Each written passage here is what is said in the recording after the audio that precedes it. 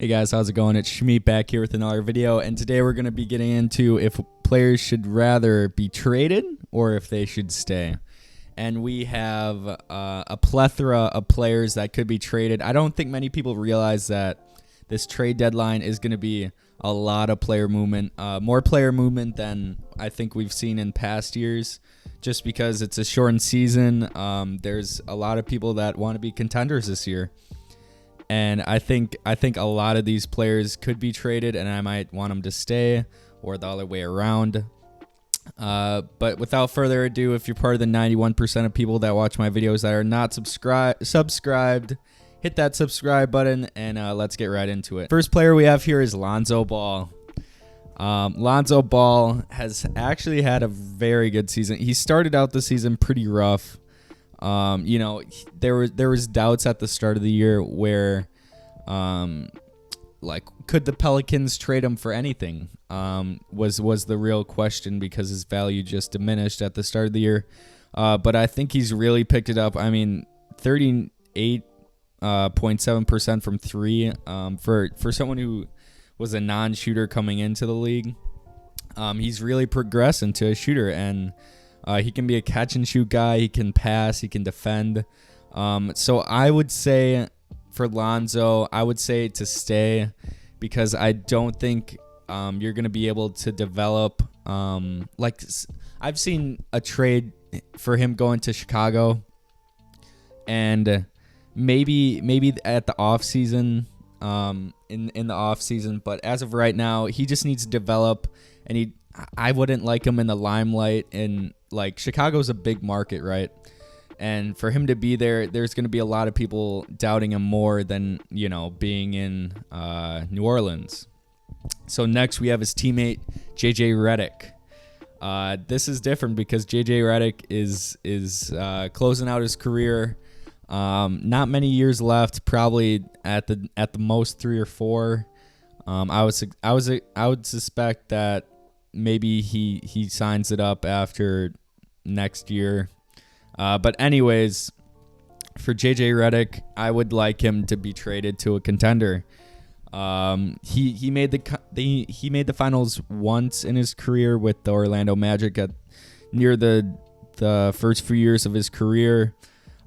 This year he's having a down year. He might even be a buyout candidate, because I don't know if you can trade him for anything. The Philadelphia 76ers might give up like a second-round pick, but his value is just not there, which is for a good reason, because his three-point percentage, I mean, he was shooting 45% last year, and he's down to 36% from three this year.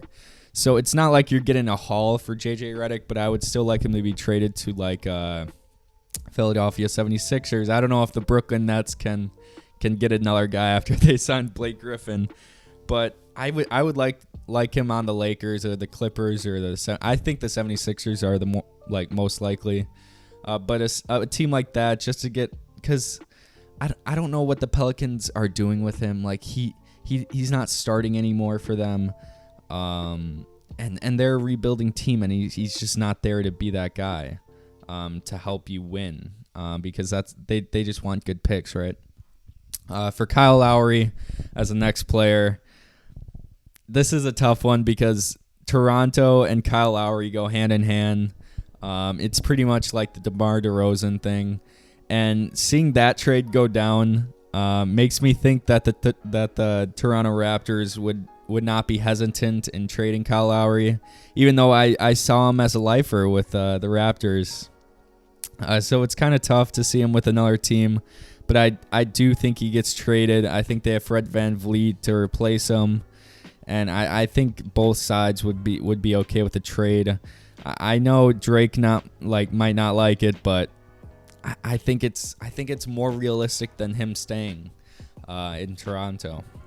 Next player we have here is Nikola Vucevic.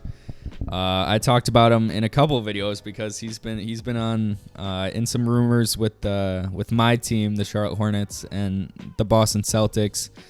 But I think he gets traded as well. I mean, the Orlando Magic, I think they fully understand that they need they really need to hit that reset button, and it's not doing them any justice keeping Nikola Vucevic. Did I say Jokic before? Nikola Vucevic here to just waste his career with a team that half their team is rebuilding. So I think you can get some good players for him. I think you can get some picks, and I think he should be traded as well. For Victor Oladipo, this is a pretty easy one. I won't spend that much time on it because he's been covered a little bit, but he declined his 2-year extension with the Houston Rockets, so I really don't expect him to stay put at this deadline. I probably a trade to the Miami Heat because why not? It's almost set in stone that he's either going to the Knicks or the Heat. And I don't know how much you can get for him because the teams like the Knicks and Heat realize that he's just going to go to them when his contract's up at the end of the year anyway. So I don't know if you can get much for him. For the Heat, they might have to trade away like a Kendrick Nunn, which I'm pretty sure they're fine in doing. Next player we have here is Bradley Beal. Bradley Beal put these rumors to rest for a trade. Not saying that he wouldn't be traded at all, but just saying that he would like to stay put in Washington. And I agree with him. I would like for him to stay put. There's been a countless amount of trade rumors for teams like the Denver Nuggets and like Miami Heat as well. I don't think he gets traded, guys. I know it would be fun to pair him alongside like a Jokic or a Jamal Murray, but I think he stays here. I think the Wizards maybe trade him in the offseason if the end of the year doesn't go well, but I think he stays put as of right now. Same with this guy, Zach LaVine. I think he stays put as well, which is crazy that he's averaging 29 points a game. But I think the Bulls just realize that they have a very good player on their hands, an all-star. And I don't think they'll give that up unless a team gives them a haul for it. But I don't know if you can find equal value for a Zach LaVine trade as of right now.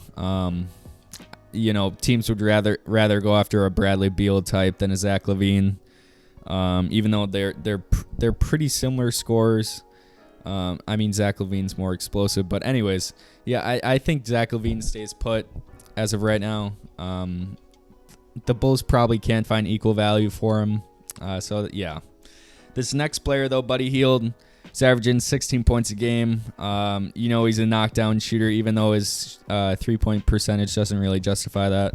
I think he gets traded. I think the 76ers would love him. Just another shooter.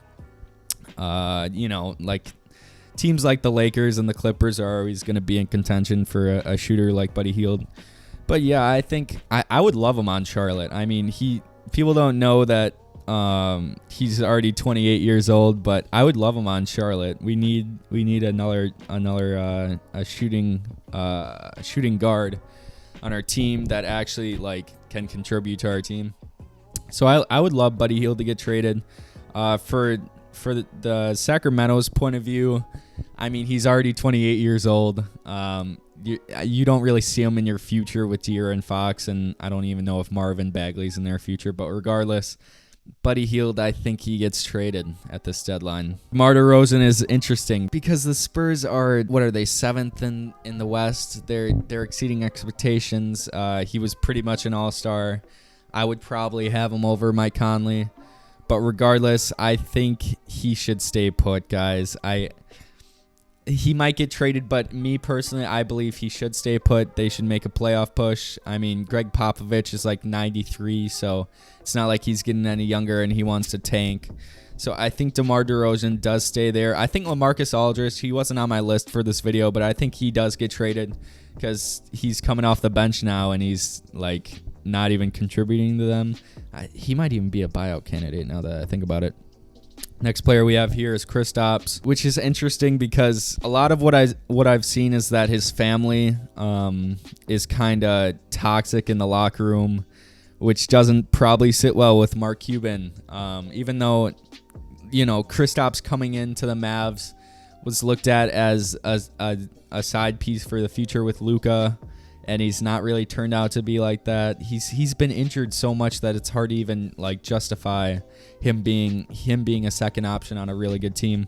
But regardless, I would say he does get traded. I've seen a team like the Warriors go after him, which I think would actually be a really nasty fit with Steph and I don't know who they'd have to trade away. Probably to make the contracts worth, probably like an Andrew Wiggins. But regardless, guys, those are my players that I kind of talked about with being staying or being traded away. But yeah, if you guys like this video, give it a thumbs up, and I'll see you guys later.